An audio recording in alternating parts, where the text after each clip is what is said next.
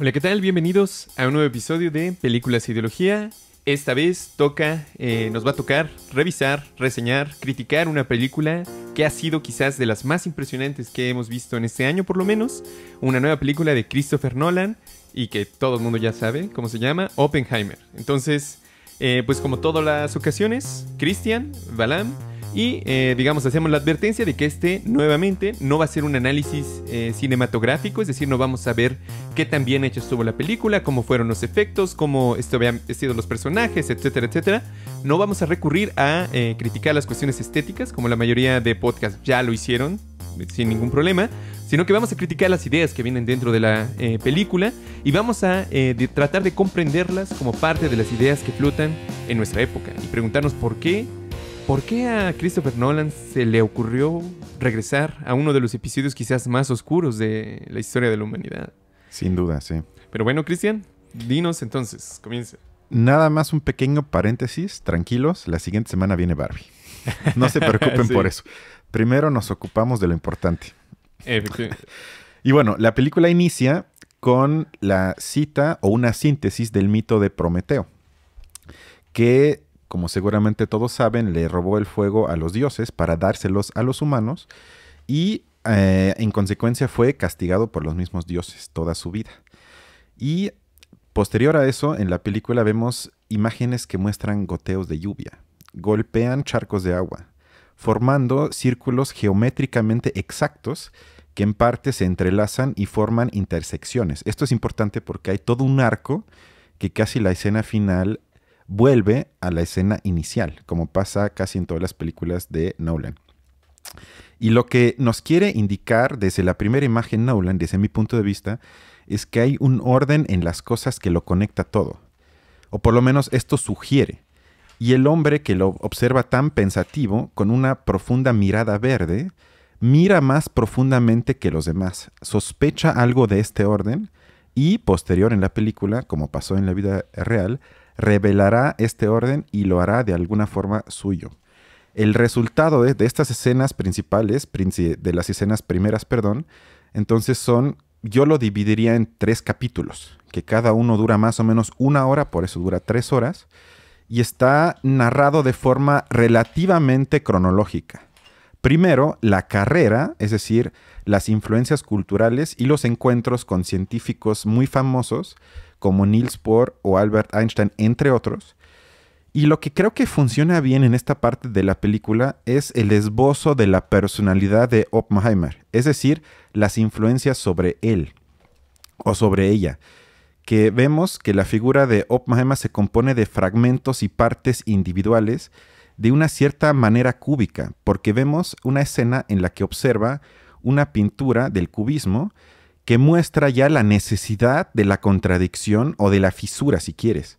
Y esto creo que se plasmó de manera magistral, porque vemos que, obviamente, como todos, fue un hombre de su tiempo, que no lo podemos extraer y analizar como sujeto flotando en el universo, sino que sus ideas, sus investigaciones, su viaje, si quieres, mental por las ondas que rigen el mundo de los núcleos, representa, cruzado con el cubismo de Picasso, luego también los libros del sánscrito, y también yo creo que la consagración a través de la música en la película de La primavera de Stravinsky. Y además, y acabo nada más esta parte con una cita de Picasso, abro la cita: cuando hacíamos cubismo no teníamos ninguna intención de hacer cubismo, sino únicamente de expresar lo que teníamos dentro.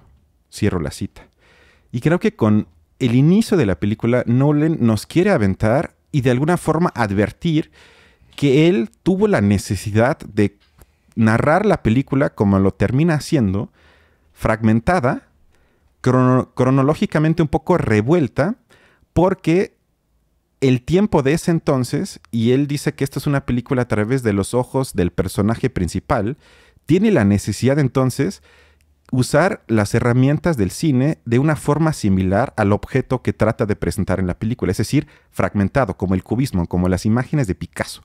Y eso creo que es el viaje que, sin duda, es un viaje largo y creo que amargo al final, durante 3 horas de la película. Pero eso, digamos, es mi forma de, más o menos, tratar de compaginarlo. Bueno, a mí personalmente la película, digamos, como generalidad, me pareció bastante buena. Creo que ya lo habíamos comentado antes, este hecho de que se nos mostrase, como mencionabas, digamos, la película en su complejidad, digamos, obviamente sabemos que en la realidad quizás fue mucho más complejo de lo que podemos ver en la película, pero por lo menos la película yo creo que hace un esfuerzo sincero por intentar llevarnos un poco a la complejidad de los debates que se tenían en ese momento, ¿no? Que no, digamos, a mí me sorprendió muchísimo, por ejemplo, cómo fue claro, quizás desde el principio incluso, que todos los científicos sabían, digamos, de lo que se trataba la bomba, de hacia dónde iba, cuáles eran las consecuencias. Y esas consecuencias, digamos, problemáticas, morales, éticas, se tematizan desde distintas perspectivas. Entonces, a mí personalmente me pareció como muy bueno, por lo menos el intento de mostrarnos un poco de la complejidad de los debates de ese tiempo. Y que, sin embargo, no eran solamente los debates aislados, como lo mencionaba, sino que prácticamente todo el mundo estaba rondando alrededor de esos debates, los problemas éticos que generaba la guerra en sí misma, ¿no?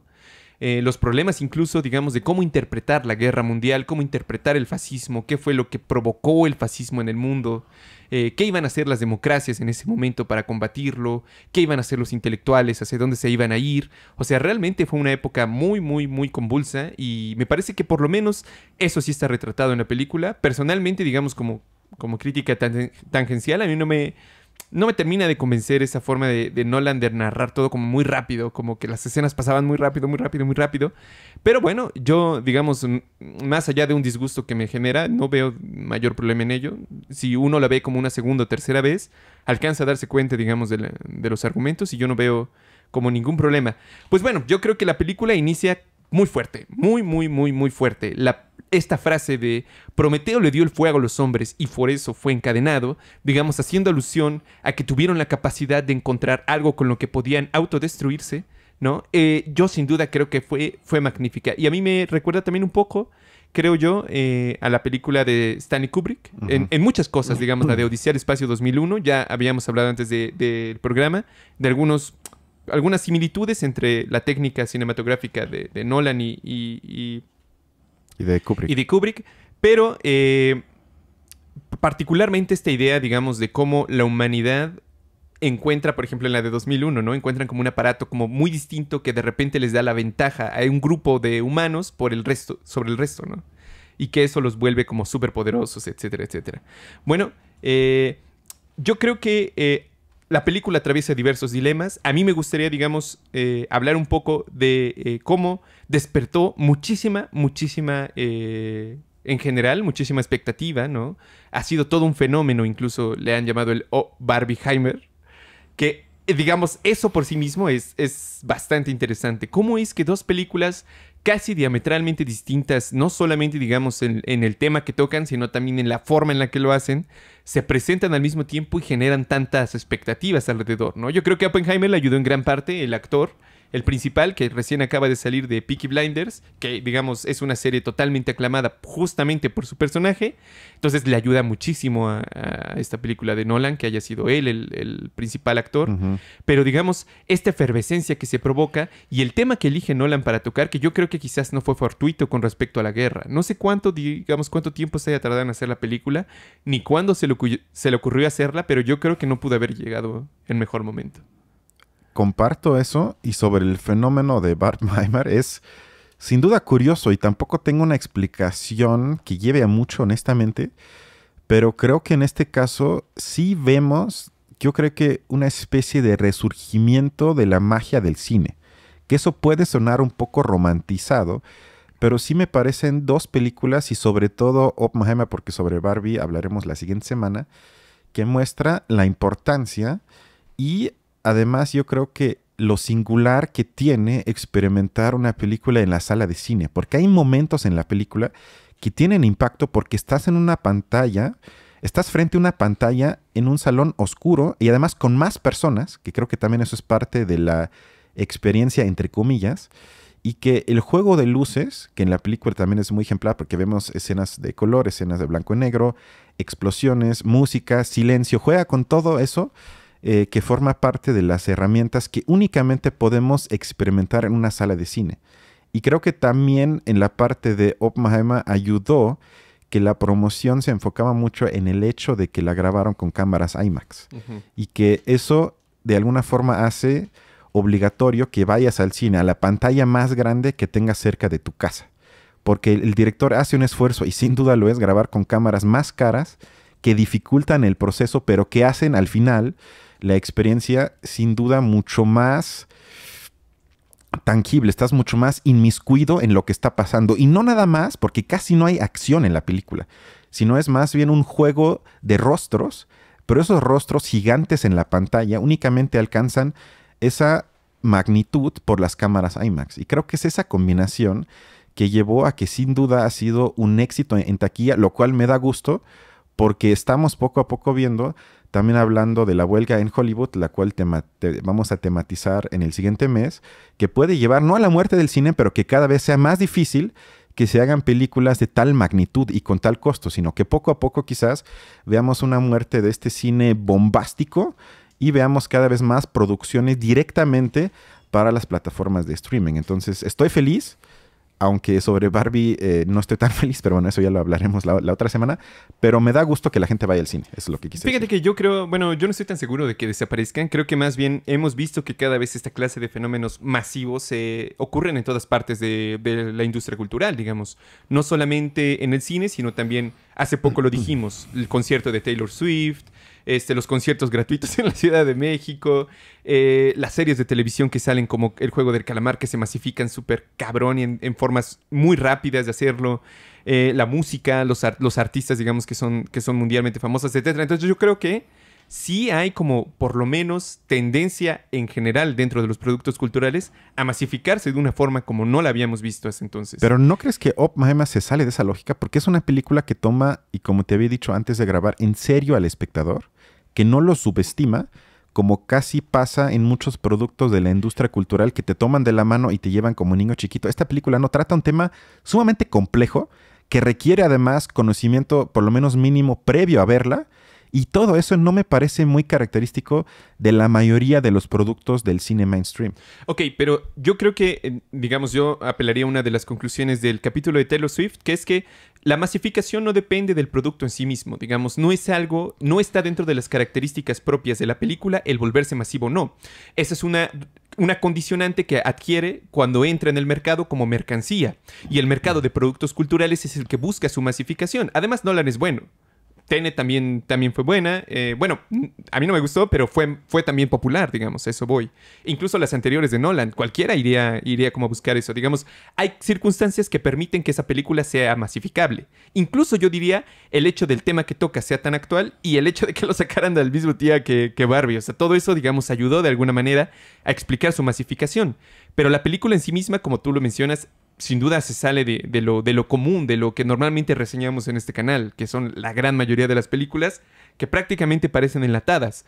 Pero también me parece interesante que hay un esfuerzo de la industria cultural por aprovechar el momento colectivo. Digamos, no sería lo mismo vender la película de Barbie en servicios de streaming particulares para que tú lo veas en tu casa, con tus hijos, con tu familia, a venderte el momento colectivo en el que tú vas, hay lugares donde tomarte fotos, ves a la gente, digamos que es como una pasarela de... Bueno, ya lo veremos con Barbie, sí. Pero con Oppenheimer también pasó algo similar y no faltaron, digamos, un montón de TikToks que, digamos, decían, salgo de la película de Oppenheimer con un saco negro y entro a la película de Barbie vestido de rosa, digamos. Entonces, deja de ver TikTok. La industria cultural, yo no tengo TikTok, pero es inevitable darse cuenta de ello. Y digamos, se aprovecha de esa efervescencia que te provoca, digamos, el estar con otras personas, ese momento social, de interacción social, aunque, digamos, como en el capitalismo, el momento de interacción social se encuentra mediado por la mercancía, digamos, por el proceso de consumo de una película en este caso, pero también de las palomitas, de todos los productos que se generan, que el vaso de Barbie, que esto, que el otro. Entonces, la industria cultural se aprovecha de estos momentos de efervescencia social para venderlos. Incluso condiciona los momentos sociales a través de la mercancía. Eso por lo menos a mí me lo explicaría un poco, pero no deja de parecerme sorprendente lo que acabamos de ver. Y obviamente un hecho social como ese no se limita en una explicación como la mía. Hay muchísimas otras explicaciones de elementos. Es complejo, sí. Pero sin duda me parece interesante. Sí. Bueno, regresando a la película, después de que vemos más o menos una hora de construcción de personaje, que además con Nolan siempre me gustó, porque consiste principalmente en las ideas y la época histórica o si quieres la trama de la película. No hay una psicologización barata del personaje sobre su infancia, sobre cómo se siente. Sí, vemos ciertas imágenes que obviamente el propósito es tratar de meternos a su cabeza, pero para tratar de visualizar sus ideas. Y sus contradicciones. Y sus internas. contradicciones, exactamente, Sí. exacto. No su psicología como él, cómo era, si era bueno o malo. Eso casi no importa en la película. Y una vez que pasa eso, bueno, vemos luego el desarrollo de la bomba, que no les cuento, que además es conocido ya más o menos por mucha gente. Y una vez que hacen la prueba, que fue el 16 de julio del 45, y eso se tematiza también en la película, más de 70 científicos firman una petición exigiendo que la bomba no se lance sobre una ciudad de Japón, ya que el enemigo seguía siendo principalmente Alemania. O era todo el pretexto, o si quieres pretexto también es un dilema en la película, de qué tanto era en serio esa afirmación de que tenemos que construir la bomba y olvidar un poco las consecuencias posibles de ella por la amenaza de que los nazis tengan la bomba antes. Eso es el dilema principal y a la gente luego se le olvida, porque es muy fácil juzgarlo a él y a la gente que apoyó a la creación de la bomba atómica desde hoy, porque sabemos que los nazis estaban muy lejos de lograr esa hazaña científica, pero ellos no podían saberlo. Y nada más imaginemos un mundo en el que Hitler hubiera creado la bomba atómica antes que los gringos. Bueno, quién sabe si tú y yo ahorita estaríamos aquí. Lo más seguro es que no. Y eso fue el dilema que llevó a que olvidaran en gran parte los dilemas éticos que ya sabían que conlleva construir esa bomba. Entonces, bueno, una vez que se lanzan las bombas sobre Japón, que además me gustó en la película que lo vemos a través de los ojos del protagonista y no nos muestran, Nolan, imágenes de la desgracia de Japón. Porque creo que a veces son tragedias de tal magnitud que representarlas es imposible. Para provocar el horror en el espectador, tienes que jugar con esa tragedia, no mostrando nada más, entre comillas, imágenes como si fuese un simple, entre comillas, documental. Ujú. Y entonces vemos que me pareció trágico, muy fuerte, que ya no lo pelan a Oppenheimer y que él se entera como todo mundo por la radio. Truman anuncia en la radio que fue un éxito el lanzamiento de la bomba y que los japoneses ya se van a chingar, básicamente. Y a partir de ahí se desarrolla ya la última parte de la película, que él, digamos, queda sin duda horrorizado por la magnitud de la destrucción. Ujú. De hecho, por eso dimitió su cargo del proyecto en Los Álamos y entonces hizo de alguna forma campaña en favor de un control internacional y que llevara entonces a la limitación de las bombas atómicas, que de eso ya fue advertido en diálogos con Einstein y Bohr, que es otra parte que me gustó de la cinta, es que no es una glorificación de él como genio. Ujú. Quizás en parte sí, pero no, porque siempre se relativiza su inteligencia cuando tiene diálogos con otros científicos que le dicen cosas que él no toma en cuenta o que simplemente no es capaz de ver, porque no quiere o no puede, eso ya no lo sabemos, pero eso da igual, pero que le adviertan de que el mundo no está listo para ese tipo de armas y que más allá de obsesionarle por la creación de la misma, hay que pensar ya en el mundo posterior a la creación de la bomba atómica, como le dice Bohr. Hay que pensar qué vamos a hacer cuando una vez exista este mundo. Tenemos que crear reglas internacionales para que esto no se salga de control. Y Oppenheimer no fue capaz o no quiso ver eso. Entonces ahí tampoco nada más se lo trata él como un genio que sabía todo. Había muchas cosas que él no pudo saber o no quiso saber. Sí, es cierto. Y digamos, sin duda era como lo mencionábamos antes de iniciar el programa, de cómo en ese momento las personas, incluso ellos, que eran científicos, tuvieron la oportunidad de ponérselo a cuestionar la situación, digamos, al por lo menos redondear, problematizar, reflexionar la problemática ética que significaba eso, en gran medida porque no solamente eran científicos, sino que ante todo eran personas cultas, digamos, que venían quizás, si lo quieres ver, puede ser, digamos, de las clases sociales altas de sus países, sí, pero donde todavía, digamos, existía ciertos, me lo imagino yo así, como ciertos, como pequeños resquicios de la cultura aristocrática que todavía, digamos, los aristócratas de Europa se procuraban de, digamos, dotar de una cultura a las personas que les seguían, ¿no? Entonces ellos eran Bohr, digamos, el mismo Oppenheimer, venían de familias relativamente acaudaladas y de relativamente acomodadas, pero que no solo tenían dinero, sino que además tenían una vasta cultura detrás, venían de las grandes familias europeas, entonces tenían como posibilidad de influir todo eso. Y que luego eran críticos con su propia posición. Por Claro, eso eran de izquierda la mayoría. Bueno, porque solamente puedes ser crítico cuando tienes conciencia general de por lo menos una cierta cantidad de ideas que se contradicen y entonces es cuando empiezas a reflexionar cuál de las dos posiciones será la correcta, ¿no? Independientemente, digamos, del juicio que nosotros hagamos ahora desde nuestra perspectiva hacia Oppenheimer, lo importante, creo yo, o en primer lugar, es que él mismo, junto con mucha gente de su equipo, pudieron poner en duda esa cuestión. Como que pudieron ponerse límites éticos. Que eso es algo que yo creo que hoy en día está como muy olvidado. Lo mencionábamos antes, pero hoy en día... digamos, en general, cuando uno escucha acerca de científicos o de ciencia, se imagina casi siempre, digamos, carreras relacionadas con la física, matemáticas, ingenierías y quizás medicina. Hasta ahí más o menos como que el sentido común abarca esas ramas. Pero, digamos, en su tiempo no era así. Digamos, las ciencias, antes de ser ciencias como tales, se llamaban filosofías, ¿no? Por eso los doctorados todavía en inglés se llaman profesor, ¿cómo es? PhD. PhD, que significa Philosopher Doctor. Ah, sí. Entonces, perdón, digamos, como que eso es un resquicio justamente de ese tiempo, porque fue a partir de más o menos antes de la Segunda Guerra Mundial, en ese periodo, donde la ciencia empieza a utilizarse para el desarrollo de la tecnología, que no es lo mismo, ¿no? La ciencia tecnológica o la tecnociencia empiezan a hacer en ese momento, que entonces empieza a crear como una especie de casta o una especie de clase social aparte, que es la clase de los científicos, que se ocupan, digamos, del desarrollo general de ello. Pero en ese momento, digamos, todavía está muy relacionado con las ideas sobre lo social. Vemos en ese momento el nacimiento también del psicoanálisis, vemos el nacimiento también de la teoría crítica, de muchas teorías marxistas en el oriente de Europa, en Asia, etcétera, etcétera. Pero digamos, hoy en día casi que un científico, alguien que se llame científico propiamente, digamos un ingeniero, no tiene por qué tener, o me da la impresión de que a veces el sentido común es así, que no tiene por qué tener ideas de historia, no tiene por qué tener ideas de filosofía, de economía. No tiene por qué tener ideas de economía, de sociología, de política. Él es un, digamos, ingeniero y hace, digamos, sus actividades así como las hace. Pero ello no le da, digamos, como un estatus necesariamente superior.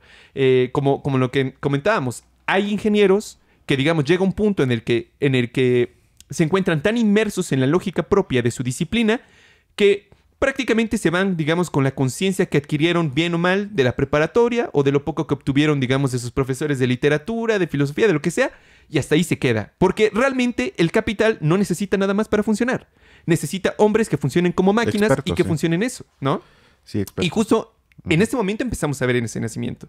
Sí, no, y además el ejemplo vivo nos tocó hace poco en la pandemia. Sí, en el que los virólogos, la gran mayoría, tampoco todos porque siempre hay excepciones, eran expertos en hacer cálculos en el virus, de que la variante, que esto, que se debe de hacer, pero no se pusieron, no eran capaces de imaginarse siquiera las consecuencias sociales de sus propuestas para combatir el virus.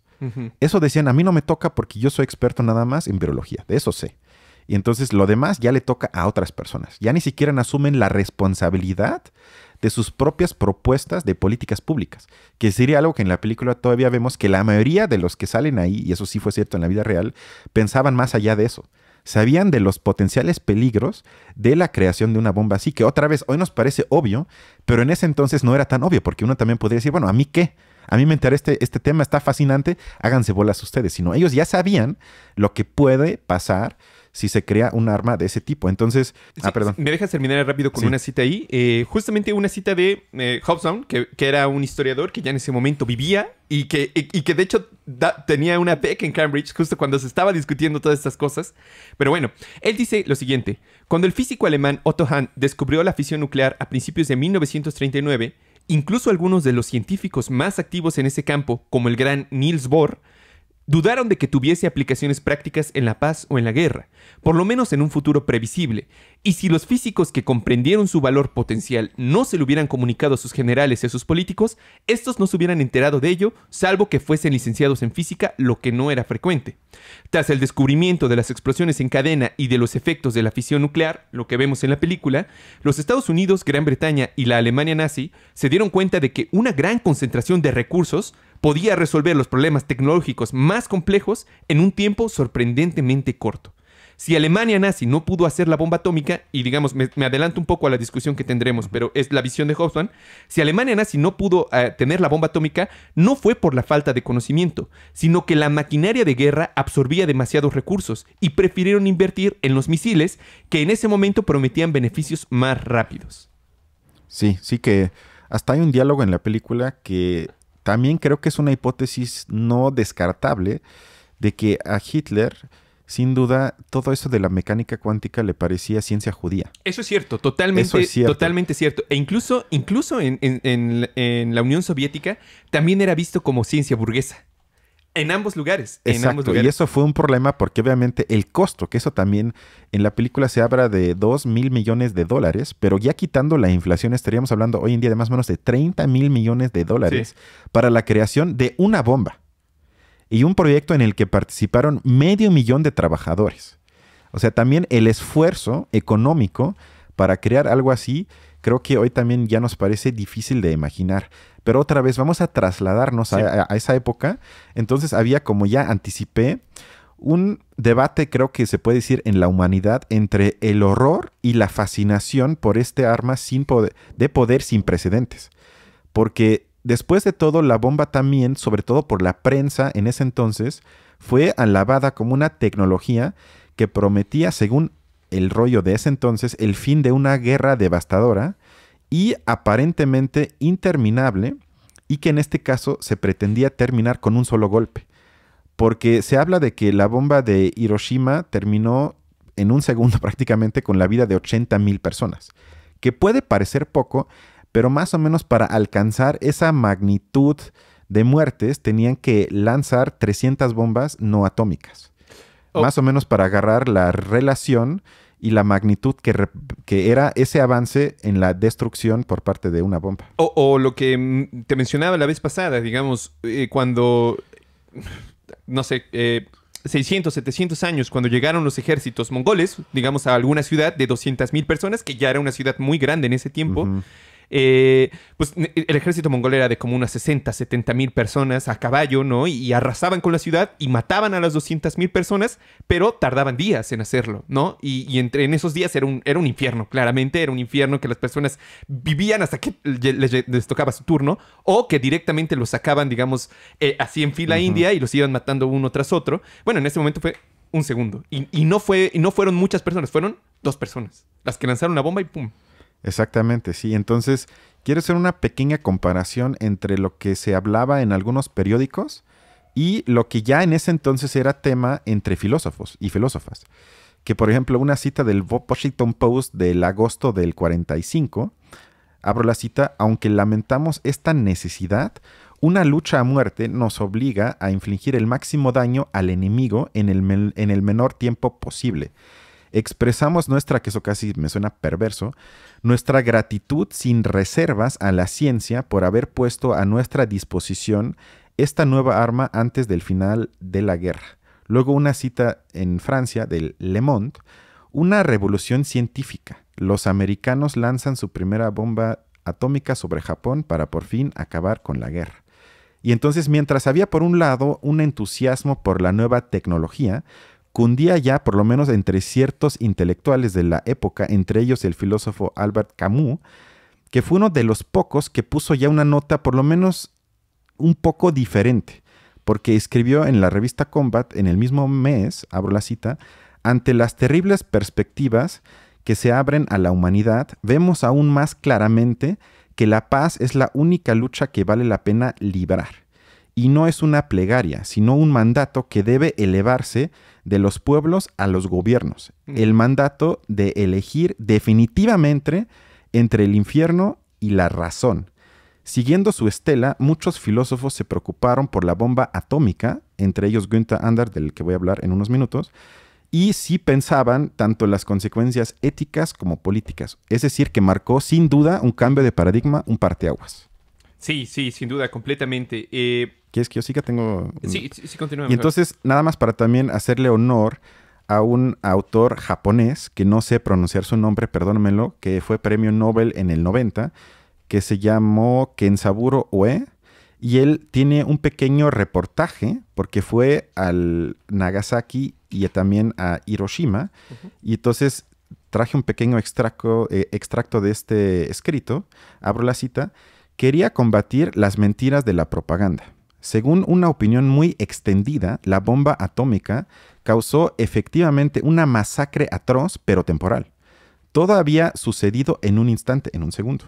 El 6 de agosto de 1945, y la bomba solo había matado a quienes tuvieron la mala suerte de encontrarse cerca del punto de impacto.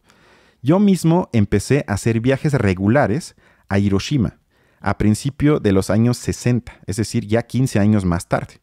Y ahí descubrí una realidad muy diferente. Empecé a interesarme por el destino de los llamados Ibakusha, en japonés, que puede traducirse como los contaminados, y que formaban ya una clase de parias, es decir, intocables. El hospital de la bomba atómica de Hiroshima había hecho un trabajo extraordinario. Ahí conocí a médicos, pacientes y busqué en los archivos. Tanto las autoridades como los estadounidenses siguieron de cerca las investigaciones del hospital para comprender los efectos de la bomba, que esto tiene lógica. Estos se desarrollan a largo plazo, durante décadas, y afectan a varias generaciones. Y acá se acabó. Muchas mujeres sufrieron toda su vida por tener la cara desfigurada por los queloides. Algunas, decidieron no salir de su casa hasta morir por ello. Las Ibakusha se conseguían casarse, temían entonces tener hijos anormales. Para ellos existía una alta probabilidad de tener hijos con malformaciones. Sin embargo, el riesgo más común para las mujeres era la leucemia mieloide. Hay numerosos informes de suicidios de Ibakusha que se enteraron de que tenían leucemia después de que les hicieran pruebas de sangre. Esto nada más para dejar claro los impactos a mediano y largo plazo del lanzamiento de una bomba atómica. A mí me parece, bueno, yo quisiera contar un poco cómo fue la cuestión justamente de la bomba para terminar, digamos, de redondear esta cuestión, de acercarnos. Dice, en el último minuto se abrió una brecha entre las nubes, lo que permitió al capitán Kermin Beheat tener contacto visual con el objetivo como había sido ordenado, por lo que la bomba fue soltada a las 11:01 de la mañana. ¿Qué hora son ahorita? 11:24 ya. 43 segundos después, la bomba explotó a 469 metros de altura sobre la ciudad. O sea, ni siquiera, digamos, fue impacto directo, ¿no? Y a casi 3 kilómetros de distancia del hipocentro planeado originalmente. La explosión se confinó al valle Urakami y la mayor parte de la ciudad fue protegida por las colinas cercanas.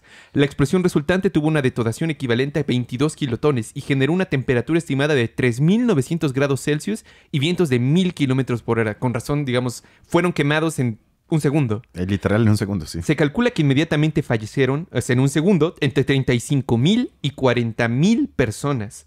Mientras que el total de decesos para finales de 1945, no sé, digamos el Zócalo lleno, como una tercera parte, la mitad, en un segundo hubieran muerto, alcanzó los 60.000 a 80.000 personas. De los 35.000 a 40.000 muertos iniciales, 27.000 eran trabajadores industriales japoneses, 2.000 trabajadores esclavos coreanos y 150 soldados japoneses. O sea, realmente fue un ataque directo contra la población humana, ¿no? Fue población civil. Que hay una escena en la película que también muestra, como diría Arendt, la banalidad del mal, en la que discuten sobre qué objetivos van a lanzar las dos bombas. Y que dice el encargado, bueno, Kioto no, porque fui a hacer la luna de miel con mi esposa y me gustó y es el centro cultural. Sí, sí, sí. Y obviamente eso es un recurso de la película para mostrar lo arbitrario y lo absolutamente banal que es tomar una decisión así y que no tiene nada de necesariamente estratégico, racionalmente pensado, escogido, sino que simplemente se trataba de afirmar el poder, porque esa es la otra, o sea, me gustó en la cinta que la bomba no es el clímax. Sí lleva a una especie de clímax, pero no es el clímax de la película, ni el punto de la película, porque creo que lo que se quiere mostrar es que la construcción y además su utilización de la bomba era para mostrar poder, es decir, para la capacidad de aferrarse a él, a desatarlo y para demostrar que la fuerza, según ellos, hace el bien y que entonces se le concedía un poder a los que son dueños de la bomba. Era más la necesidad de construir un poder para intimidar a los demás. Porque el tema del poder, desde la primera escena hasta la última, es casi para mí el tema principal de la trama, que quién lo construye y quién lo ejerce y de qué forma lo ejerce. Porque también vemos la diferencia que existe desde mi punto de vista entre la lógica de la ciencia y la lógica de la política de Estado. Que vemos por un lado a los científicos liberales que tienen su afán, digo, obviamente idealizado quizás, que persiguen el conocimiento, la verdad, y que no les importa si lo comparten con rusos, con chinos, con alemanes. Ellos les da igual. Ellos están a favor de compartir porque dicen, entre más se comparta, más rápido vamos a llegar a algo. Y en cambio, la lógica del Estado, que tiene que velar por su interés, dice todo lo contrario. No. Los tengo que encerrar y cállense, el secretismo, los códigos. Y ese choque de lógica sistemática, por un lado, el de la ciencia, y por otro, el interés del Estado en la política, también muestra que estamos muchas veces en manos de gente absolutamente mediocre, porque vemos que en los diálogos él es superior a los políticos, en todos los sentidos. Pero tiene que, a veces se desespera de que está hablando con gente que no sabe de nada, excepto de reglas burocráticas y de trámites. Pero lo trágico de la cinta es para mí que ellos toman al final la decisión a dónde se lanza, cuántas se lanzan y qué se lanza. Entonces creo que también este juego de poder entre los que realmente quizás deberían de tener el poder sobre lo que crearon y los que en serio lo tienen y muchas veces son todo menos los más indicados, sino funcionan más como una lógica de poder con egos y rivalidad entre partidos, creo que también se presenta más o menos bien en la película. Yo creo que, digamos, al final es también una muestra, como si regresamos un poco, digamos, al comentario de Hobsbawm, que nos pone en general en el contexto de cómo los estados estaban peleando por ello, y que en ese momento se dieron cuenta de que invertir muchísimo dinero en la ciencia puede generar o resolver problemas prácticos muy fácil y muy rápido, ¿no? Entonces, digamos, la motivación para investigar la ciencia o el boom de ciencia que después surgió con eso, en gran medida no se debe a, digamos, un simple desarrollo orgánico, por así lo quieres, o automático de la ciencia, sino que fue un interés real de los estados invertir en la ciencia porque era algo sumamente clave para el desarrollo de sus estados. Entonces, a mí me parece curioso cómo, digamos, al final de la prueba Trinity, pese a que a Oppenheimer le dan la opción, bueno, él elige las ciudades. No, eso justamente en la escena en la que tú muestras, él es el que dice, bueno, ¿por qué no lo intentamos con un objetivo más grande? Porque no hay objetivos militares que sean tan grandes como para poder utilizar la bomba y que se muestre efectivamente qué tan eficaz es, ¿no? Entonces, además, digamos, fuera de lo que aparece en la pantalla, digamos, quienes lo iban a lanzar también querían ver cuáles eran los efectos en los humanos. ¿Cómo es que lo afectaban? Que, ojo, aún así es poco sabido, digamos que en la primera prueba, que fue digamos, no sabían que iba a ser tan fuerte la explosión en la primera prueba. Entonces, realmente el radio de afección fue de 80 kilómetros a la redonda. Entonces, llegaron a pueblos, aunque ellos lo hicieron en un aparente desierto, llegaron a pueblos que tenían miles de personas de habitantes y nunca les dijeron que había sido una bomba, ni que era radioactivo, ni que tuvieran cuidado, ni que se cuidaran, nada. Entonces, digamos, hay incluso algunas narraciones de que cuando las personas vieron en los pueblos la explosión y, digamos, a muchos los tiró de la cama porque fue en la mañana, pensaron que era el fin del mundo. O sea, que ya se había llegado el Armagedón, que ya no había de otra. O sea, ya venía. Pues más o menos sí fue. Y ya después llegó el gobierno y les dijo así como a todos, no, fue una explosión de municiones, todo lo demás. Pero toda esa zona quedó contaminada. Entonces, las personas bebieron agua contaminada y comieron carne de animales que comieron en la tierra contaminada. Entonces, tuvieron muchos problemas posteriormente. Pero bueno, regresando, digamos, al punto que estabas comentando, a mí me parece sorprendente, digamos, cómo después de que acaban la prueba Trinity, llega los militares del ejército y le dicen, bueno, muchas gracias, doctor. Hasta aquí fue necesaria su acción. A partir de ahora, nosotros nos encargamos de todo. Y entonces, a mí me parece súper cabrón porque bueno, yo imaginaba que Oppenheimer iba a tener como acceso total a toda esa enemiga, pero parece ser que el ejército es ya otro nivel de secrecía muy superior, en el que ni siquiera el propio, digamos, proyecto Manhattan con Oppenheimer, ni siquiera ellos pueden saber qué es lo que hacen. Ya dijeron cómo se hace, nosotros nos encargamos del resto. No hace falta, ¿no? Y también, digamos, es importante mencionar que el 95%, digamos, eran ciudades enteras que movían de científicos, de miles y miles de personas, para poder crear la bomba. Porque, digamos, prácticamente les dieron la carta abierta a los investigadores. Es como el sueño de todo científico. Todo lo que quieras investigar, por todos los lados que quieras, ¿no? ¿Cómo enriquecemos el uranio? No es solamente, digamos, que por reactor nuclear o por centrifugación. Lo intentamos todo para que sea lo más rápido posible. Pero el 95% de los trabajadores científicos, es decir, miles y miles de personas, no sabían para lo que estaban trabajando. Las autoridades estaban completamente, digamos, guardando secreto de ello. No tenían ni idea que estaban creando una bomba que iba a acabar con la vida de miles y miles de personas. El 95%, digamos, son parte de una maquinaria de la cual las consecuencias no tienen ni siquiera la menor idea. Eso me parece verdaderamente perverso, ¿no? Más allá del pequeño círculo de científicos que sabía muy bien qué es lo que estaban haciendo y que al final tomaron la decisión, el resto no tenía muy claro. Sí, que ahí también se ve la relación de los sujetos con el Estado. Ahí sí aplica lo que cito a Nietzsche de forma libre, si recuerdo bien. Él decía, el Estado es el más frío de los monstruos. Es decir, que cuando te necesita, te pide apoyo, pero luego también es capaz de tirarte con absolutamente cero empatía o hasta con desprecio, porque hay un diálogo entre Einstein y Oppenheimer en la parte final de la película, que él dice a Einstein, pues yo abandoné mi país y nunca fui otra vez a Alemania. Y nunca lo voy a hacer otra vez. Y Oppenheimer dice, es que yo amo mi país. Y él dice, bueno, pero ¿cómo te han tratado? Y dice, pues sí, entonces mándalos al carajo.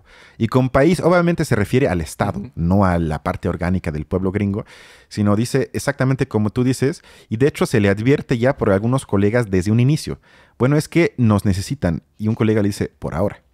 Pero cuando ya no, y él ahí creo que sí fue naif, fue muy ingenua, porque hay un diálogo entre el general Groove y él, que Oppenheimer le dice, bueno, pero tú me informas, ¿no? Sí me vas a mantener al tanto. Y él dice, en lo que pueda, claro, cuídate. Sí. Y por eso, a mí también me pareció genial que Nolan muestra que él, a partir de ahí, se entera de lo que pasa como el público general.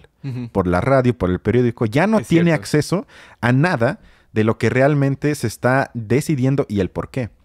Entonces, ahora sí quiero dar el brinco al filósofo Günther Anders, que pensó a raíz de eso lo que él llamó ya la época de la bomba atómica, o pone más dramático todavía, nuestra existencia bajo el signo de la bomba. ¿Quieres decir un poco quién era Günther Anders? Sí, fue un filósofo que nace en Breslavia, judío alemán, entre mitad alemán, mitad no.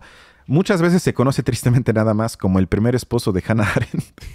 Pero bueno, en este caso no se me acusa de machista, porque en este caso es al revés. Él es hombre, ella fue mujer, entonces creo que eso no es machista, ¿no? Es culero, estoy de acuerdo, pero en estos tiempos ese tipo de culerés está permitido si va en contra de un hombre. En esos tiempos, probablemente en el futuro no, pero... Tal vez en el futuro no, exacto. Entonces se le conoce principalmente, tristemente insisto, por eso.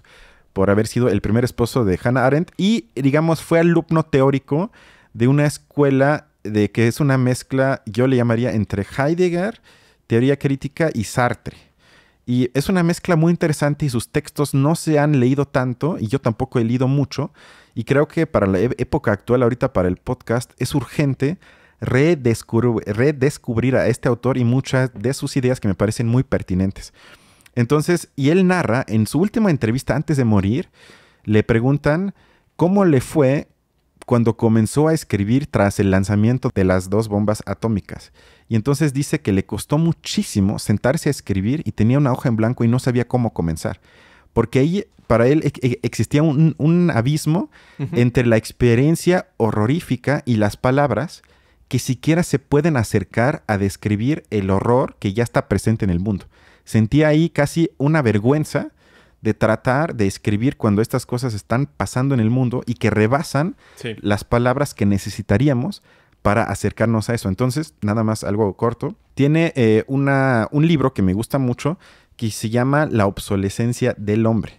Y entonces ahí Anders escribe sobre la incapacidad que hay en las sociedades industriales avanzadas para tener lo que él llamó un miedo apropiado a las situaciones que lo requieren. Que esto, digamos, no se funda en el coraje, como quizás nos gustaría creer, sino en la indolencia con que afrontamos nuestra propia autoliquidación. Y esto lo explica, y esto me parece una idea clave, Anders, por el desnivel que se da entre nuestra alta capacidad para el hacer, base de nuestro desarrollo tecnológico, y nuestras, según él, pobres facultades para imaginar o sentir. Es decir, que carecemos de fantasías para asimilar los efectos de lo que construimos. Entonces, creo que en la película, Oppenheimer justamente le pasa eso que describe Anders posterior. Es decir, que trató de evitar que los políticos, como dices, utilizaran su invento de la bomba atómica, pero no pudo hacerlo. Y entonces, su dilema moral, y eso lo entendió al final de la película, es que las reacciones físicas desencadenadas para alcanzar la inmensa destrucción de una bomba, se trasladan a las reacciones causales de la, sin duda, en un nivel más estúpida lucha ideológica entre 2 bloques separados por una cortina de hierro. Y entonces al final el diálogo de Oppenheimer y Einstein es que la reacción de cadena sí se dio, nada más que no fue inmediata y no fue física, sino política y humana. Y creo que precisamente de eso habla Anders cuando nos advierte de que hay un abismo entre lo que inventamos y la imaginación que tendríamos que tener sobre los efectos que podría causar lo que estamos creando o inventando, si quieres. Que de alguna manera yo creo que es parte de la irracionalidad que persiste en general en el sistema. Marx, una de las críticas que le hacía al sistema capitalista en general era la incapacidad de actuar racionalmente. Y digamos, algunos en el público se preguntarán por qué, ¿no? Pareciera más bien al revés, que todas las cosas en la vida ahora están llenas de ciencia, lo cual evidentemente es igual a razón, ¿no? Pero lo que decía Marx, digamos, es que el capitalismo tiene, digamos, las miras o es incapaz de ver más allá en los años. Digamos, el capitalismo ve a 5, 10 años, ¿no? Pero no es capaz de hacer más porque las condiciones del mercado cambian muy rápido. Y si tú planeas algo que va a 10 años y de repente en 5 años hay una nueva invención, tú tienes que adecuarte a eso nuevo, ¿no? Hoy en día la palabra, digamos, la filosofía de muchas personas es hay que ser, ¿cómo se dice? Cuando te adaptas a los cambios, cuando te adaptas... ¿Como resiliente? Hay que ser resiliente. Esa es la palabra de hoy en día, ¿no? No hay de otra, ¿no? No hay de otra. Entonces, digamos, y Marx eso lo criticaba porque decía, ¿qué sociedad, digamos, es incapaz de desarrollar ya tienes la ciencia, tienes la tecnología. Ahora, digamos, lo que te hace falta es la capacidad de crear planes racionales de construcción de tu mundo de manera que resulte lo más lógico posible. Pero esa incapacidad de racionalmente establecer un control sobre todas estas cosas es lo que Marx le criticaba. Yo también, digamos, traje hace unos días que me recomendaste a este filósofo, yo chequé uno de sus libros que se llama El piloto de Hiroshima, y que creo que está muy relacionado con eso que estamos hablando. Me gustaría leer un poco. Antes de eso, digamos, resulta que yo no me lo había puesto a preguntar, pero de quienes lanzaron la bomba, en el avión que lanzaron la bomba sobre Hiroshima, iban 2 pilotos, ¿no? Y uno de ellos se llamaba Claude R. Eatherly. Entonces, digamos, aunque a veces uno nunca se pregunta qué pasó con esas personas, resulta que cuando regresaron del viaje, el otro piloto, digamos, no sentía ninguna especie de culpa, no sintió nada, prácticamente los dos los recibieron como héroes, y el otro más bien decía, cuando le preguntaban que cómo se había sentido lanzar la bomba atómica, lo único que respondía era como cualquier otra bomba, nada más un poquito más grande. Bueno, pero a Claude Eatherly sí le causó un problema muy, muy fuerte de culpa. Digamos, cuando regresó, prácticamente se volvió loco. O sea, no podía con la culpa. Sentía que había cometido un crimen atroz, pero en su sociedad no era considerado un crimen, sino más bien era un héroe. Entonces, digamos, él no alcanzaba a entender esa contradicción dentro de sí mismo y empezó a cometer crímenes para que lo metieran a la cárcel. Porque no querían... Él se sentía culpable, quería que la sociedad lo viera como culpable, pero no podían, porque además era un símbolo. ¿Cómo iban a encerrar al símbolo? Que aventó la bomba. Entonces, él empezó a cometer crímenes, a asaltar, a robar, para que lo metieran a la cárcel, pero se negaban a hacerlo. Entonces, al final, después de mucho que estuvo peleando con eso, lo metieron a un psiquiátrico. Porque consideraron que estaba loco. Porque ¿cómo puede sentir culpa por matar a tanta gente y al mismo tiempo ser un héroe? Entonces, justamente el filósofo Gunther Anders le escribe una carta en el 59, una vez ya que él ingresa, digamos, al psiquiátrico, que es una de las razones por la cual después lo liberan, y dice así: estimado señor Eatherly, es un poco largo, pero espero que esté chido. El que escribe estas líneas es para usted un desconocido. Para nosotros, en cambio, para mis amigos y para mí, usted es una persona conocida. Seguimos con el corazón en un puño sus esfuerzos por salir de su desgracia. Pero no lo hacemos por curiosidad ni porque su caso nos interese desde los puntos de vista médico o psicológico. No somos ni médicos ni psicólogos. Lo hacemos porque nos ocupamos, llenos de miedo y de angustia, de dilucidar aquellos problemas morales que hoy se nos plantean a todos. La tecnificación de la existencia, esto es, el hecho de que todos nosotros, sin saberlo e indirectamente, cual piezas de una maquinaria, podríamos vernos implicados en acciones cuyos efectos seríamos incapaces de prever, lo que decíamos, y que de poder preverlos no podríamos aprobar. Esta tecnificación ha cambiado toda nuestra situación moral. El hecho de hacer daño a un solo hombre, y no estoy hablando de darle muerte, pese a ser algo concebible, no es fácil de superar. Pero aquí se trata de algo completamente distinto. Usted tiene la desgracia de haber dejado detrás de sí 200,000 muertos. ¿Y cómo iba a ser posible sentir dolor por la muerte de 200,000 personas? ¿Cómo iba a ser posible lamentar algo semejante? No solo usted es incapaz de hacerlo, nosotros tampoco podemos y nadie puede hacerlo. Y sin embargo, no crea que es usted el único que sufre esta condena. Todos nosotros hemos de vivir en esta época, por lo que en cualquier momento podemos volvernos culpables. Y al igual que usted, tampoco nosotros hemos elegido vivir en esta época desventurada. En ese sentido, pues como dirían ustedes los norteamericanos, estamos in the same boat. Navegamos en el mismo barco, pertenecemos a la misma familia. Yo creo que plantea, digamos, un problema moral de grandes, digamos, proporciones. Y ya nada más para terminar, digamos, mi comentario, siguiendo un poco esta línea en la que somos partes o engranajes de una maquinaria mucho más grande que pareciera a veces funcionar sin ninguna intervención humana. A mí me parece que las escenas en las que Oppenheimer tiene momentos alegres, humanos con los demás, digamos, personajes con los que están, e incluso se conectan con ellos espiritualmente, humanamente. Todos son humanos, tienen esos momentos, deseos, errores, aciertos. Nolan ciertamente no cae en la fácil representación de la maldad. No los vuelve torpes, feos o cínicos. Son humanos como cualquier otro, e incluso mejores, pues se han alimentado de lo mejor que han producido sus sociedades, digamos, de cada uno de ellos. Definitivamente no son malas personas, pero de alguna manera ayudaron a construir la bomba atómica. La razón instrumental en su poder destructor se vio en una amplitud en Alemania, pero la versión estadounidense fue más eficaz porque no tuvo que gastar recursos y gente en una guerra. La importancia de los líderes, menciona uno de los personajes en algún momento, no es tanto tener gente súper brillante técnicamente, sino de tener el talento de saber dónde están los problemas. Y es por eso que los quisieron, ¿no? Pero esta crítica que hace sobre todo la escuela de Frankfurt de decir es la razón instrumental, la causante o la que está detrás de todo esto, es verdaderamente, digamos, espantoso, que fue, digamos, lo que ellos veían en ese momento. ¿Cómo pudo ser que la ciencia, la razón, con todas sus implicaciones, con toda su altitud moral, dirigiese o no se dirigiese a algo tan terrible como fue el Holocausto o como fue la caída de las bombas atómicas? En un lapso de muy pocos años, la bomba atómica y el Holocausto, dices, bueno, ¿a dónde fuimos a parar, no? Y justamente profundizándose eso, ya nada más tengo algunas ideas de Anders, que digamos es sobre el debate de qué tanto están, entre comillas, en sintonía el ritmo de crecimiento o, si quieres, progreso. Por un lado, la tecnología y por el otro, la ilustración.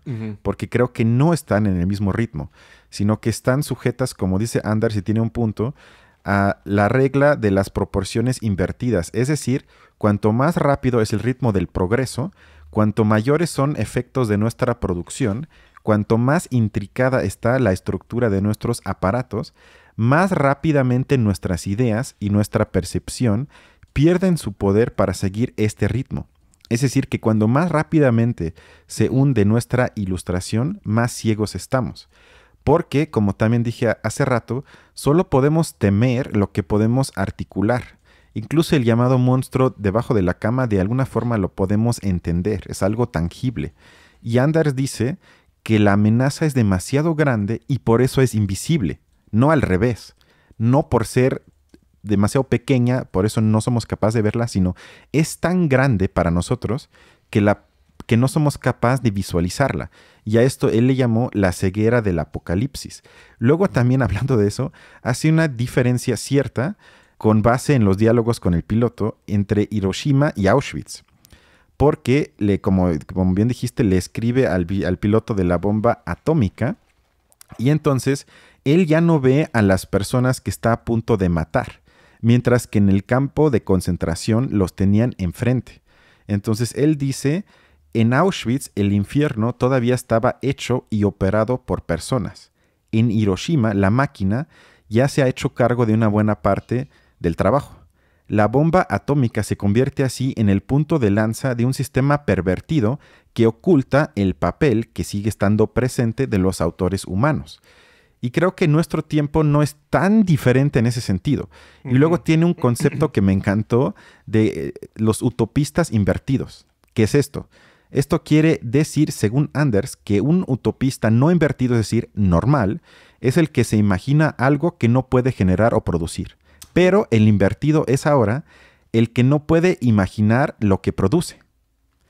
Y creo que este pensamiento ha penetrado, y ya casi acabo, profundamente en nuestra conciencia como sociedad, porque creo que los aparatos que ya no comprendemos, pero que nos hacen simultáneamente depender de ellos, porque son, en cierto sentido, por lo menos superiores a nosotros, y a esto él le llamó una forma de brecha prometeica, que es precisamente que perdemos el poder de comprender lo que puede provocar lo que nosotros como humanos o como sociedad hemos creado. Y entonces quiero cerrar con una frase. El tamaño de una estupidez es siempre proporcional al tamaño de las consecuencias no tomadas en cuenta. Repito, el tamaño de una estupidez es siempre proporcional al tamaño de las consecuencias no tomadas en cuenta. Qué impresionante, qué impresionante. Y digamos, eso se adecua muchísimo con lo que, de nuevo, con lo de Marx. O sea, el capitalismo por sí mismo es incapaz de prever las consecuencias. Tanto así, e incluso, digamos, cuando sea capaz de prever ciertas consecuencias, como el cambio climático, es incapaz de cambiarlas, porque no hay un control racional de cómo se produce. Es una batalla realmente, es una lucha encarnizada entre capitalistas y con los trabajadores. O sea, es un mundo profundamente irracional, aunque la ciencia esté, digamos, a la orden del día. Y esto que mencionabas, digamos, de cómo las maquinarias ahora ya se encargan de los genocidios o de acabar con otras poblaciones. Recuerdo que hace no mucho salió la película de Edward Snowden, digamos, donde él justamente hace eso, que él se mete a la base militar en Hawái, saca, digamos, los archivos de Estados Unidos y lo muestra al mundo. Y entonces dice, no se supone que habíamos quedado después del Holocausto, que íbamos a procurar que nosotros, digamos, que ningún ser humano jamás se metiera en cosas de las cuales, digamos, tuviera consecuencias tan negativas y que no se hiciera responsable. Bueno, cuando Snowden saca esos documentos, vemos que, por ejemplo, ahora ya hay drones tripulados, que, digo, no tripulados, que simplemente eran dirigidos desde una computadora en Hawái y que elegían los targets automáticamente y los iba aniquilando uno por uno, ¿no? Ahora esos drones con inteligencia artificial, que son capaces de identificar qué personas sí matar y qué personas no matar, y seguramente ya los están, o sea, seguramente ya existen en los campos de guerra drones o digamos, armamento que se ha automatizado por inteligencia artificial, y eso es todavía más alejado de esto que mencionabas, digamos, de que ya no se tiene conciencia de eso, ¿no? O sea, ya no se manchan las manos de sangre ellos. Y, digamos, ya nada más para completar, digamos, el argumento que habías mencionado, efectivamente, un avance tecnológico no genera por sí mismo un avance moral, por así decirlo. Una población o comunidad en la que recientemente se instala una fábrica, aunque le dote de trabajo a sus habitantes, no por ello eleva la fortaleza moral de esto, sino que, al contrario, puede provocar una gran, digamos, desazón o una gran desequilibrio moral, porque más bien la tecnología lo que hace es llevar a los seres humanos o sacarlos de sus formas sociales en las que ellos ya tenían, digamos, reglas morales establecidas para interactuar entre ellos. Llega la tecnología y eso lo modifica todo. Y entonces las personas les cuesta muchísimo adecuarse o crear nuevas reglas morales adecuadas a los nuevos estilos de vida. Porque además eso solo se logra en interacción social, pero la tecnología cada vez se dirige más bien hacia la individualización o al consumo individual. Entonces cuesta muchísimo a mucha gente adecuarse a cosas para las cuales no tenían reglas de vida. Entonces, eso responde un poco a esto que mencionabas, más bien como una regla de inversión, ¿no? De crecimiento. Crece la tecnología y pareciera que va disminuyéndose el progreso moral, si así lo quieres ver. Ya Kant se lo preguntaba hace tiempo, digamos, que si acaso el progreso tecnológico llevaba hacia el progreso moral, y Kant decía que no, que el progreso moral es más bien un esfuerzo, es otro esfuerzo que se tiene que realizar. El más difícil. El más difícil, claro. Sí, no, y además en la película queda claro que este tipo de problemas, si se quieren intentar a resolver, por lo menos paso a paso, es internacional. Sí. Ahí ya no ayuda la estructura del Estado, que un país, no. Eso se tiene, como dice Bohr, la estructura de las Naciones Unidas, que en ese entonces era nueva y por eso era como una especie de utopía. Hoy en día ya, si uno dice que lo vamos a arreglar con eso, suena casi cínico porque nunca se arregla nada en ese espacio. Pero por lo menos como idea, ¿es así o no es así? No hay de otra. Porque hoy ya estamos hablando de, si recuerdo bien, la cifra de 600,000 armas nucleares, tomando en cuenta el arsenal de Rusia, Estados Unidos, China, Israel, Gran Bretaña. Y ese poder de destrucción ya acabaría literalmente con el planeta. Y no tiene nada de racional que eso exista. Y ojalá estemos un día en el punto que los países lleguen a un acuerdo que ya se destruyan ese tipo de armas y que además, como tú dijiste, todo el dinero, todo el esfuerzo que hacemos como sociedad para inventar cosas, que no tienen sentido alguno. Ojalá un día lo podamos dirigir a cosas que sí valgan la pena para la humanidad, literal. Sin duda. De hecho, a mí me gustó mucho que una de las partes de la película se alcanzase a mencionar, digamos, no recuerdo si fue en boca de Bort o en boca de Einstein, pero varios filósofos, varios científicos en ese momento. Algunos, no todos. Sí, digamos, tenían la posición o la iniciativa que a mí me parece que hoy en día los científicos no le llegan a la altura de esos científicos de ese momento, de esparcir la información. O sea, en cuanto tuvieron la información de la bomba, algunos propusieron más bien hacer como una especie de comité internacional que le diera la información de la bomba a la Unión Soviética y a Alemania, a Inglaterra, a Francia, que eran, digamos, las potencias que ya tenían proyectos nucleares. Incluso Japón ya tenía su proyecto nuclear. Entonces, es decir, como aquí tenemos todo, todos tenemos la posibilidad de matarnos, sabemos las consecuencias de esto, hay que tener cuidado. Eso era un paso racional, un control racional más arriba. No lo hicieron. Digamos que cada uno, más bien, Estados Unidos dijo, ya tengo la bomba, ahora tengo que mejorarla. Tengo que hacerla todavía más grande, y salió más igual destructiva. Porque tenían espías ahí los soviéticos y salió exactamente lo mismo. Y que eso lo sabía Oppenheimer. Y que lo dice varias veces en la película. Que, o sea, güey, esto lo va a tener ellos. O sea, es inevitable. Es cuestión de tiempo. Es cuestión de tiempo, claro. Y claro, 4 años después, boom, la bomba nuclear soviética cambió todo. Todo el panorama. Y después la bomba nuclear china, y que ya eso protegió, por ejemplo, al Estado chino comunista de no ser derrocado por los Estados Unidos. Y bueno, muchas cosas. Ya como la amenaza de que si me embaras, bueno, entonces aprieto el botón. Pero a su vez, digamos, exactamente, como que establece un límite, por así decirlo. Esa es otra de las consecuencias, digamos, que me parece interesante.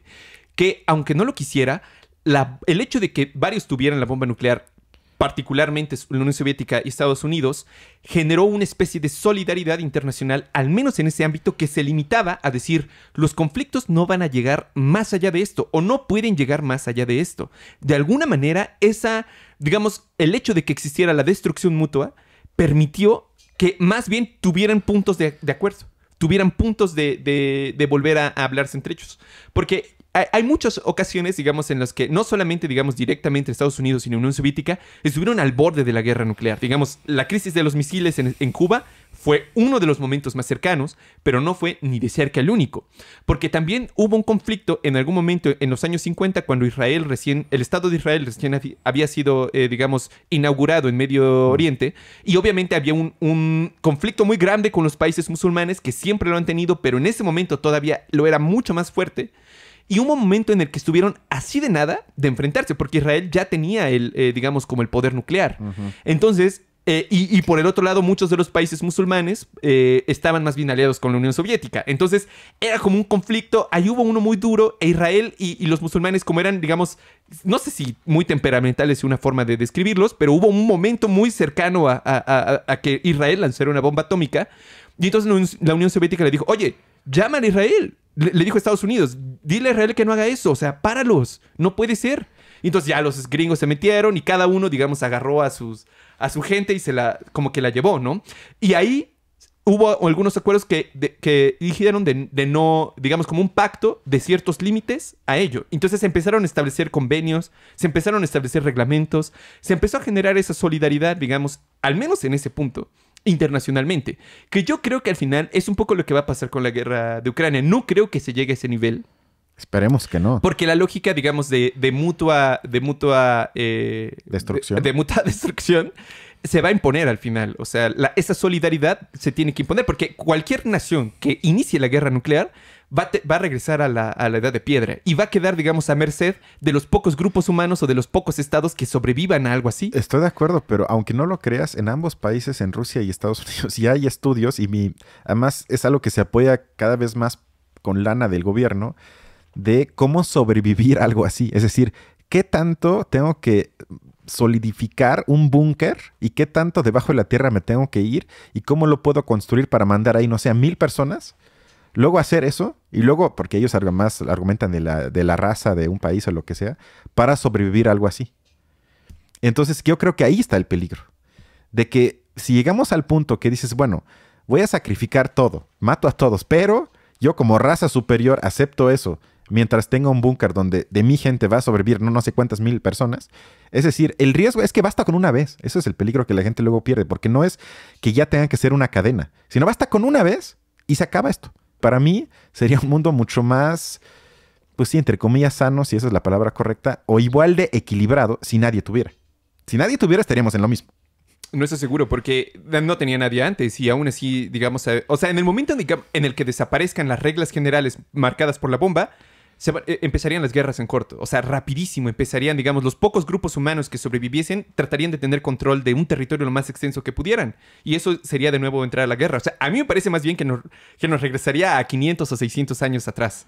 Sería de nuevo en ese proceso, porque yo creo que nos ha costado mucho como humanidad llegar a un momento en el que por lo menos hay grandes territorios o grandes partes de la Tierra que ya por fin están en paz. Por ejemplo, Estados Unidos, a pesar de todos los temas que tenga, es un gran territorio donde ya no hay una guerra dentro de ese territorio. O Europa mismo ahorita.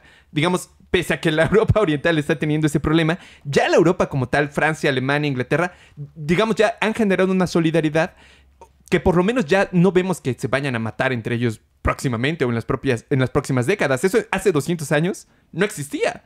Siempre era el riesgo latente de aniquilarse los unos a los otros. Por lo menos creo que hoy en día hemos logrado algunos progresos. Y bueno, ya nada más quisiera, digamos, trascendiendo, creo yo, al tema ético, al tema, digamos, principal, hay un autor que se llama Jean-Paul Sartre, que yo creo que para mí es de los que más se pone en ese dilema y él reclama que el ser humano, al final de cuentas, un poco al estilo de Hannah Arendt, tiene la posibilidad de decidir si lo hace o no. O sea, tiene la posibilidad de negarse a hacerlo, ¿no? O sea, los nazis, los soldados nazis, por más tontos o órdenes que recibieran, al final ellos sabían lo que estaban haciendo y lo hicieron y fueron responsables de ello. Entonces, Jean-Paul Sartre habla, digamos, hace la diferencia entre un intelectual y un científico común, ¿no? Okay. Y cómo el intelectual tiene que tener un criterio real. Dice, un intelectual en una sociedad capitalista, a pesar de los conceptos burgueses que él mismo tiene por haber sido instruido y educado por burgueses, al mismo tiempo, él siente que su propio trabajo lo conduce a esa idea de universalidad que es contraria a lo de los burgueses y, en consecuencia, a la naturaleza de su propia constitución. Es entonces cuando se convierte en un intelectual. En otras palabras, un científico nuclear no es un intelectual. Es un científico en la medida en que hace sus investigaciones. Si el mismo científico, llevando a cabo sus investigaciones nucleares, se da cuenta de que con su trabajo va a abrir la posibilidad de la guerra atómica, y si denuncia esto, es porque lo siente como una contradicción y declara que no quiere que sus trabajos se utilicen para tales fines. Digamos, yo creo que ahí Jean-Paul Sartre hace como ese llamado a la responsabilidad, ¿no? A que si tenemos libertad o posibilidad de hacer ciertas cosas, también tenemos que ser, como tú decías, responsables de las consecuencias que puede traer ello. Eso es totalmente cierto. Creo que ahí no hay y aún así sigue siendo muy difícil porque, insisto, ¿qué hubiera hecho uno mismo si la amenaza era, si no la hacemos nosotros, lo hace el bloque fascista? Ciertamente, digamos, era muy fuerte, pero al final yo creo que la decisión de lanzarlo contra Japón, aun cuando ya estaban prácticamente a punto de rendirse y Alemania ya se había rendido, muestra un poco que realmente el objetivo de Estados Unidos, como lo decíamos al principio, no era necesariamente acabar con la guerra, sino acabarla de una manera específica, ¿no? Porque incluso a mediados de la guerra, ya las potencias que estaban peleando sabían más o menos cómo iba a terminar y decían, ok, acabamos con Alemania nazi, ¿y luego qué?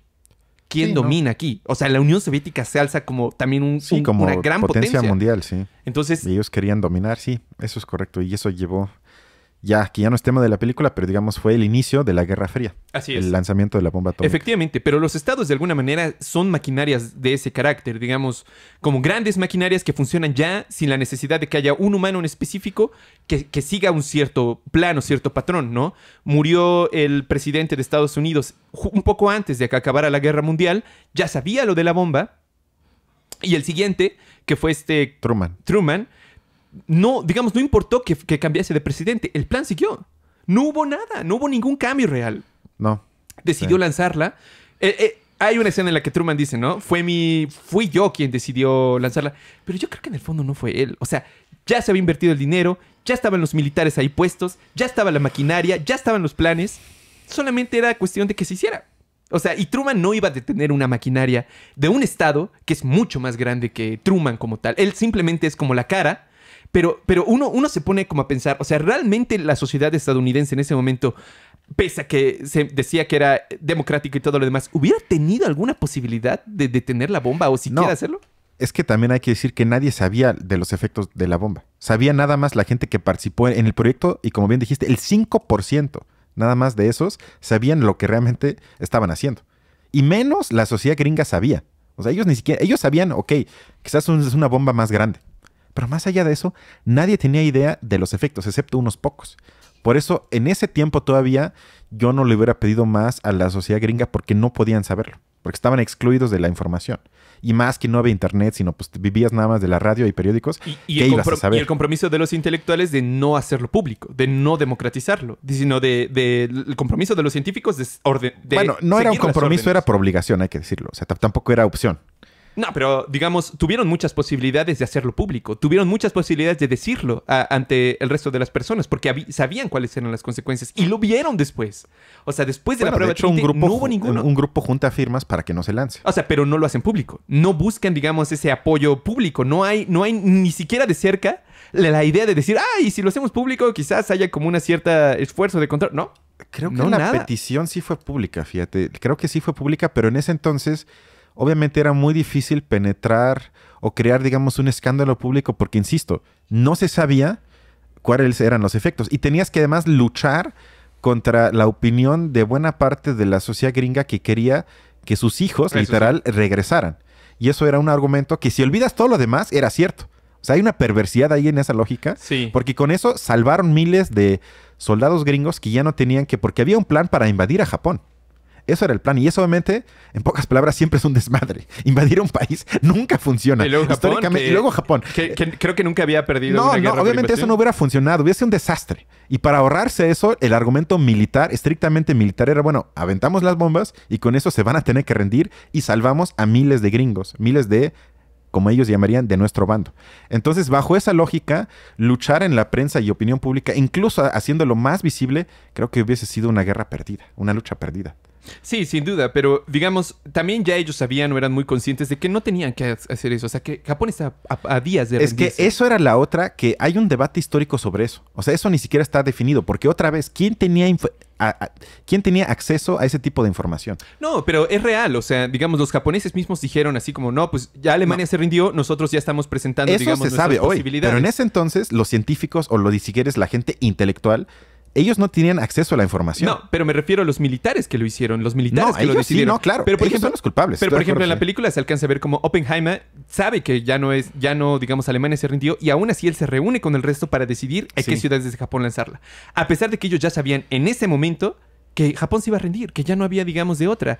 Y además, que eran poblaciones civiles. O sea, es que ellos eligieron. No. O sea, eso, no. Eso es lo que a mí me parece. Y él mismo dice, como... es una bomba demasiado grande para nada más matar a militares. Y fíjate, ayer estaba viendo, digamos, un canal... Ya ves que en general existen esos canales de difusión de ciencia, que de cómo funciona la bomba atómica, que cuál es la cuántica, etcétera. Y hay uno en especial que se llama Quantum Fracture, que es de España y es muy famoso. Tiene, creo que, por aquí tengo los datos, pero aproximadamente 3.21 millones de suscriptores. Entonces, ayer presentaron como un programa que duró como hora y media, 2 horas, en los que estaban hablando con un experto que realmente es su amigo, que es historiador o más o menos historiador, y estaban ahí como comentándolo. Pero me pareció muy, muy curioso porque todos esos canales de física, no solo lo vi a él, pero en general los que eran así como de ese lado de física, el tema moral de la bomba no lo tratan. Tratan muy someramente. Y al final me parece que se van fácilmente con como que compran muy rápidamente la idea de que era necesaria lanzarla, ¿no? De que nunca problematizan realmente eso. Digamos, algún tipo de argumento, mejor que fuera el país de la libertad y no un totalitarismo quien tuviera la bomba. Que yo creo que en ese momento daba igual. O sea, en ese momento todas las potencias estaban más o menos en el mismo nivel así. Pero bueno, yo creo que ese argumento o ese tratamiento por parte de esos canales, personalmente creo que es puro propaganda. O sea, creo que es propagandístico, pero no alcanzan como a darse cuenta de ello. E incluso me parece que cuando llegan a un momento en el que empiezan a hablar, por ejemplo, de los chismes, de cómo era, digamos, en la base de Álamo, que si Oppenheimer se levantaba tarde y luego veía tal cosa, y luego los chistes entre los compañeros y todo, me parece que es banalizar muy cabrón un hecho que fue que estaban armando una bomba atómica, o sea, que estaban creando un monstruo. Y sin embargo, como que lo banalizan, como que prefieren quedarse un poco como diciendo, ¿son científicos como nosotros? ¿no? Yo también soy científico y sé más o menos lo que ellos sabían. Y soy más chingón porque ahora sé más, ¿no? Y nunca realmente llegan a atravesar ese dilema o nunca problematizan realmente la cuestión de la bomba. Pero a mí lo que me parece preocupante es que eso lo difunden a mucha gente. A cientos de miles de personas. Y su visión se infla en el resto de visiones de gente que va a ir luego a estudiar ingenierías y física y no va a tener, digamos, o va a ser difícil que se creen luego criterios sobre cómo, sobre si lo que estoy haciendo es correcto o no es correcto, porque al final de cuentas importan más los chistes, importan más los chismes, importa más el hecho de ser un científico, además, ¿no? Como Oppenheimer, acá en proyectos de gobierno, creando cosas, innovando tecnológicamente. O sea, les llama más la atención eso que el hecho mismo de que lo que estaban haciendo ni siquiera ellos tenían control, ¿no? O sea, o de las problemáticas éticas de eso.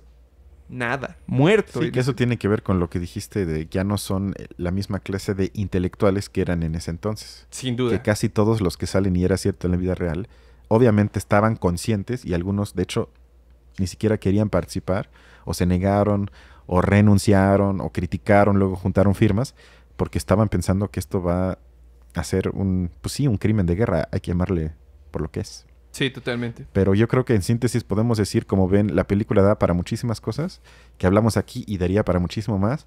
Vayan al cine a verla, carajo. Y si no le entendieron, denle una oportunidad más. Es mucho más fácil la segunda vez. Yo ya la vi varias veces.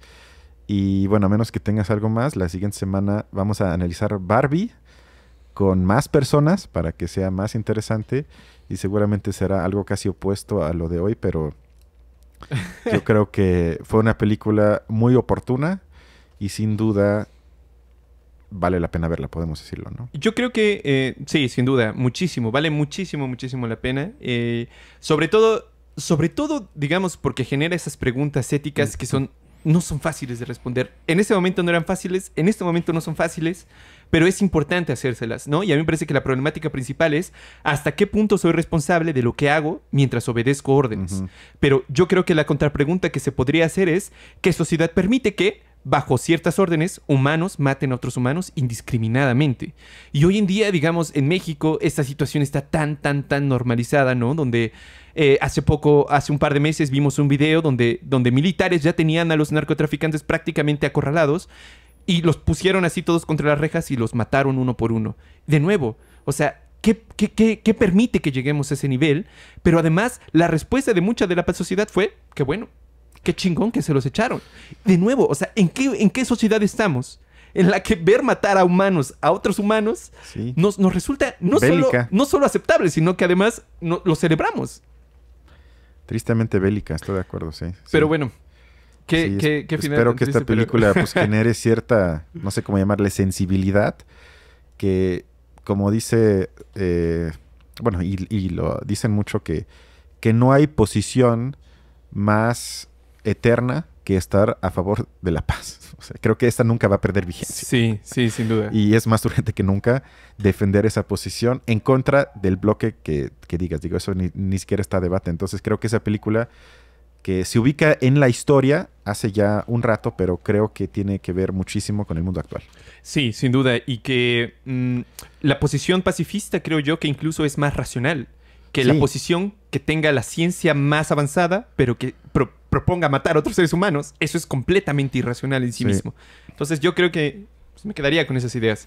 Nos vemos entonces la siguiente sesión. Va a ser una sorpresa en verdad. Vamos a debatirla chingón.